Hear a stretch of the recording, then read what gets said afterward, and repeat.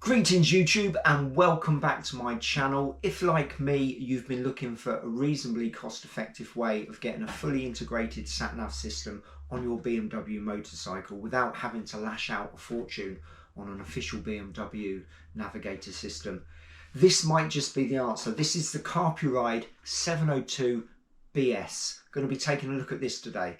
Let's have it!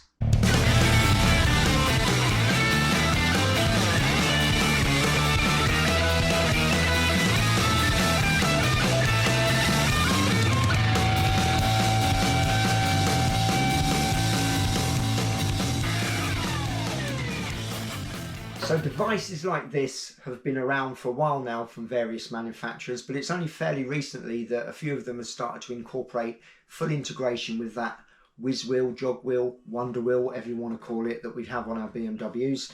This will fit directly onto the navigation cradle that's already there on the BMW if you've had it fitted or it came with it, whatever. Let's just take a look at the packaging before we delve in, because I know that makes no difference to what's actually inside the box, but to me first impressions last, and if a company can be bothered to take a bit of time and effort over their packaging, then it makes me feel that it's going to be a better quality unit. Who knows? Anyway, this looks pretty well presented to me. It's listing the features instantly on the lid. We've got a 7-inch IPS touchscreen, IP67 waterproofing, so you know you're going to be all right. Even me riding on a French motorway in the rain, it should be okay. We've got CarPlay, we've got Android Auto, Bluetooth connection, all of the stuff you would expect. Let's take a look inside. I'll be honest with you, I have already had this open once. I took the cellophane wrapping off, etc. Just wanted to make sure I wasn't faffing around on the screen for you. But it's well protected. Nice foam insert there. That brings us to the actual device. So first impressions, it looks massive to me. It really does. It's got a plastic screen protector on there. Here is the all-important part that's going to connect to the cradle on your bike. There is a little bit of protection, plastic protection on that as well. You must remember to take that off before trying to connect it, because nothing will happen otherwise. We've got a on-off button on the side here. I'm guessing once you leave this, once it's on and you leave it alone, it will just turn on and off with the bike. There is also a compartment there to fit an SD card. I think it will take up to 64 gigabytes for you to store photos, movies, whatever that could be watched back on here. Quite why you'd want to do that, I don't really know, but that is an option. You do need a screwdriver to get into that. So we have the manual here. If you're like me, you're not that interested in manuals, to be honest. You just want the thing to be plug and play, nice and intuitive to use. There's lots and lots of information in here about all the different screens, the operation of things, etc. It's all in English. It's obviously worth having a read through, but for the purposes of this sort of overview, I'm not going to delve too deeply into this. We'll just get the unit on the bike shortly and see how it all pans out. Taking a look at the unit itself. Now, first impressions are that it is of good enough quality. It looks well made, everything looks sturdy. The area where it connects actually physically to the bike looks nice and tough. Apparently, previous models where it was like an adapted unit, that was a weak point. Not so here. There's an integral sun visor which will help reduce glare. We'll get to test that very, very shortly, because it happens to be a beautiful winter's day out there. It's just hovering above 0 degrees, but the sky is blue and the sun is shining, so that will be a good test there. It feels very, very light and a bit plasticky, but then again, it is made of plastic. I think the reason it feels light is because it doesn't have an internal battery, so it only runs when it's connected to your bike. Luckily, there are no leads or anything you have to connect. That's something that I didn't like with other units that I've looked at in the past. This is powered directly from the power source on the bike itself. Yeah, it feels okay. I think it feels like it is a budget unit. Having said that, it's a lot cheaper than buying a BMW Navigator or some of the other sat navs that are out there. This is actually listed on Carpuride's website at the moment at $419 roughly, and that comes out at £337. That's at the time of me filming this. There will be a link in the description. Should you wish to invest just in one of these, then you'll get yourself a cheeky discount, and also I get a small commission which helps to keep this channel running.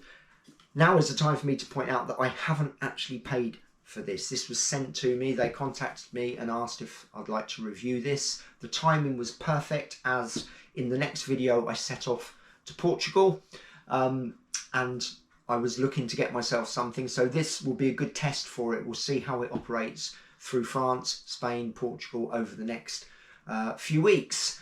I don't think there's anything else to say particularly about this like this. Let's get it on the bike and take it from there. If you're familiar with the BMW navigation cradle, it's a cinch to put this on. Basically what you do is you turn your key, that unlocks that. You then pull back on this little lever here, which is a bit difficult with one hand, which opens this up, and then I am going to click the device in place. It locates on that little runner there,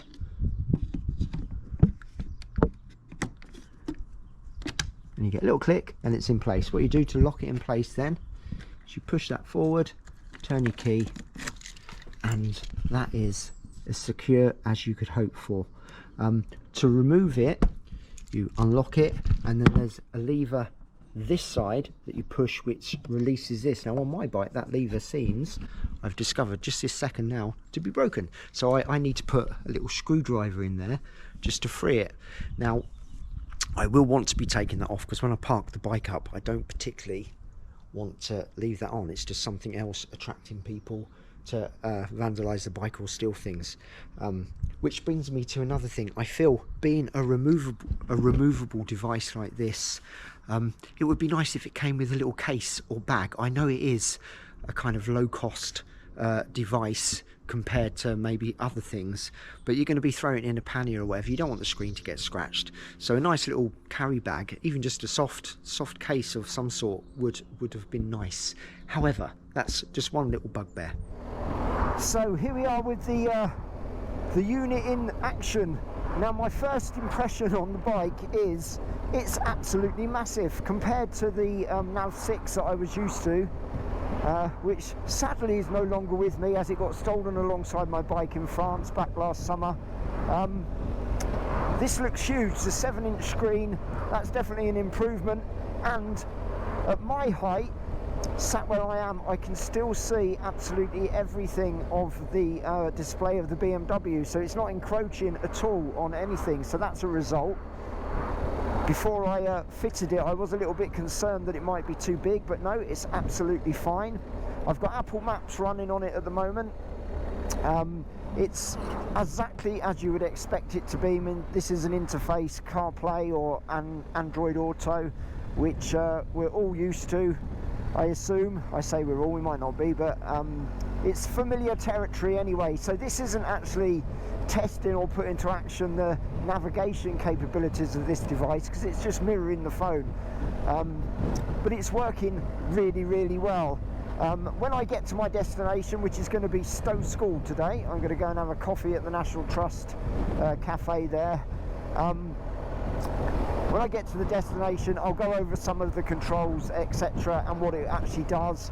But as far as navigating, and to be honest, that is all I'm interested in. That really is all I'm interested in, the navigation side of it. It seems absolutely fine. As I mentioned earlier, and you can see, it's an absolutely beautifully sunny winter's day today, and the screen doesn't glare over at all, which is a complete result. When I've got the phone set there, half the time I'm straining to actually see it because the sun just glares over on the screen, especially on the screen protector on my phone. But this is absolutely fine. I can see nice and clear, and with my eyesight, I'm, you know, getting on in years, and for up close stuff I need glasses on, but this is fine. I can see everything I need to see. Yeah, so we'll get ourselves to Stowe School, and then I'll go over some of the features.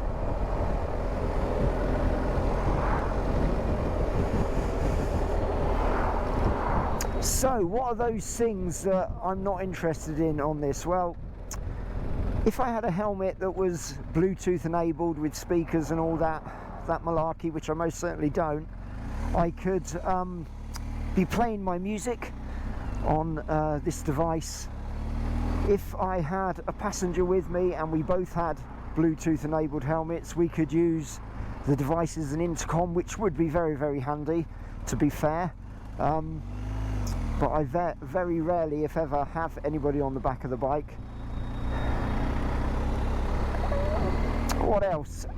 Okay, so I will show you when we park up all the information that it gives you about the bike: tyre pressures, fuel, battery level, all that kind of stuff, temperature of the engine and all that, which is great, but you know, I can't really overly see the point when the bike tells you all that anyway.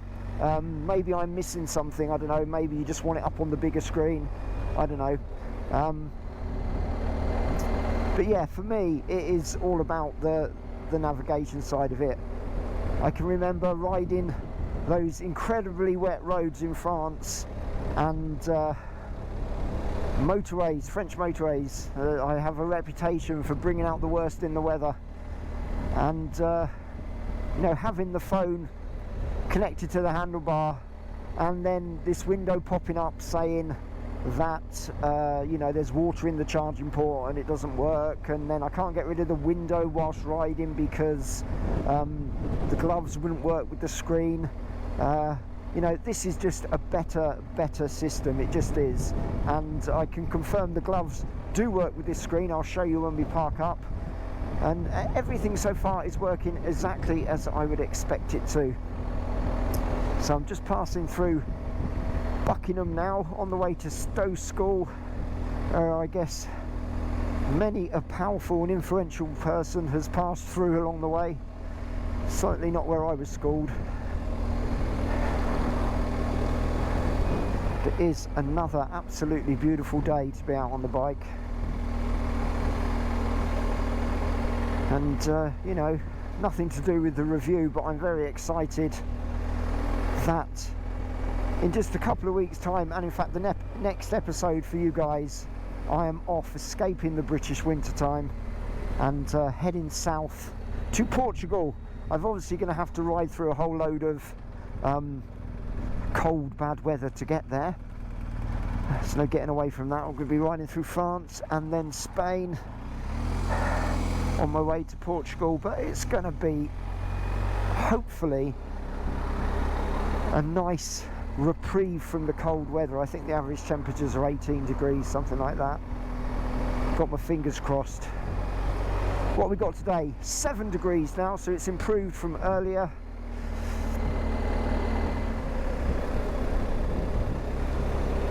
Alright, Stowe School is on the signpost.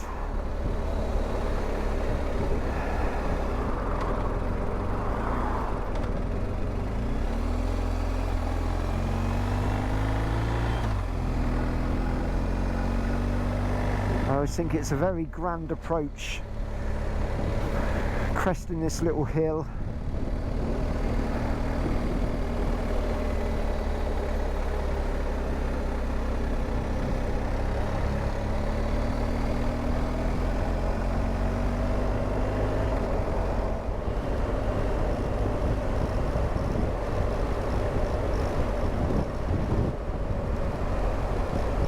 The sat-nav set for the actual school, but I'm not going to the actual school, I'm going to the National Trust part.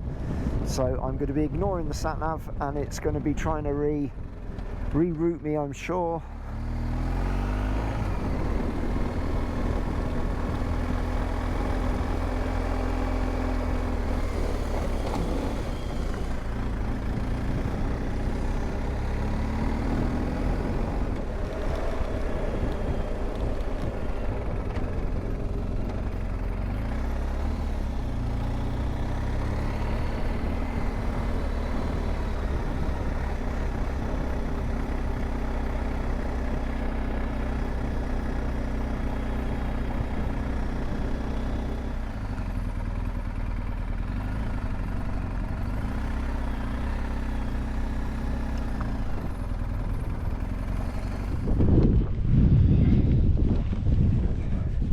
a bit chilly. Right, so as I said whilst riding along, it works absolutely as you would expect it to. When I connected it to my phone via Bluetooth, seamless, just instantly paired as you would want it to do. Just plug and play. It's really good. So if I turn the bike on, the actual device will fire up straight away. It still thinks I haven't arrived at Stowe School yet because I put the actual school into the directions, and we've come to the National Trust part. So there we have the Apple Maps side of it. If I press this button here, it will take me back to the Apple CarPlay bit you would expect to see. If I press this button here which says Car Home, have that little window pop up, which I'm ignoring because, as I said, I'm not really interested in any of the audio stuff because I'm just using it as a sat nav. Quickly going through what we've got here, get your Apple Play there, Android Auto there. This weirdly described thing here, mountains, I think something's lost in translation here.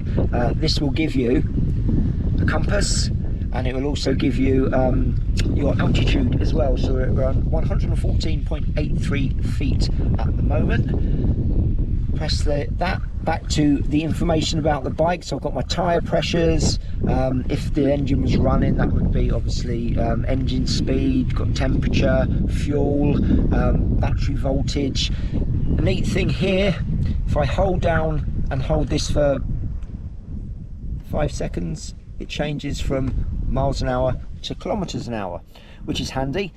Again, like I said, whilst I was riding here,